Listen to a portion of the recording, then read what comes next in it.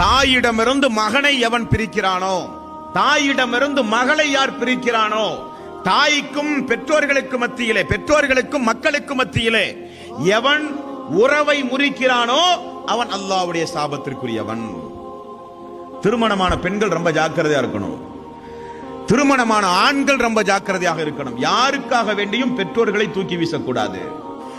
தாய்க்கும் மகளுக்கும் மத்தியிலே பிரிவினையை உண்டாக்குகிறவன், தாயையும் மகளையும் பிரிக்கக்கூடியவன், அல்லது பெண்கள் இப்படி என்னை திருமணம் முடிக்க வேண்டுமானால் உன்னுடைய தாய் இருந்த யாரும் ஏன் வீட்டுக்கு வரக்கூடாது பெண்கள் சொல்லுவது, தாய்க்கும் மகனுக்கும் பிரிவினையை உண்டாக்குவது யார்? இவர்கள் அல்லாஹ்வுடைய சாபத்தை பெறக்கூடியவர்கள்.